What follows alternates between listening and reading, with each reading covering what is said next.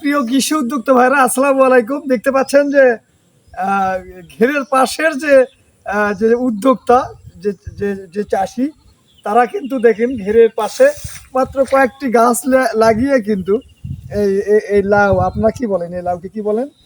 লাউ, লাউ কদু, তাই তো?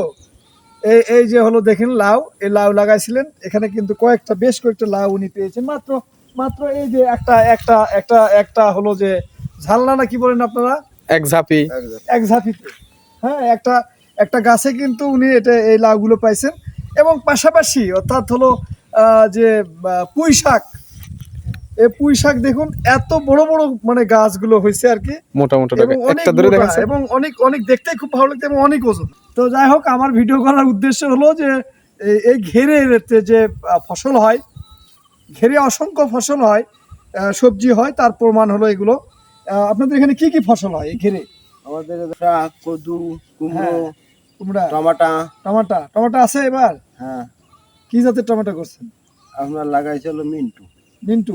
ভালো হয়েছে? হ্যাঁ, খারাপ না, ভালো হয়েছে। টমেটো কি এখন ধরছে? হ্যাঁ, ধরছে না, আমরা টমেটোও দেখবো আর কি। যাই হোক, এই যে উদ্যোক্তা যারাই আছেন ছোটখাটো, খুব ভালো ফসল পান আর কি।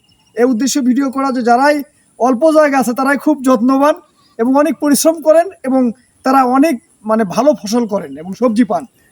তো যাই হোক, এরকম উদ্যোক্তাদের আমরা সেলুট জানাই। দেশের কি বলে যে সবজির চাহিদা পূরণ করছে এবং নিজের উন্নতি করছে। ধন্যবাদ।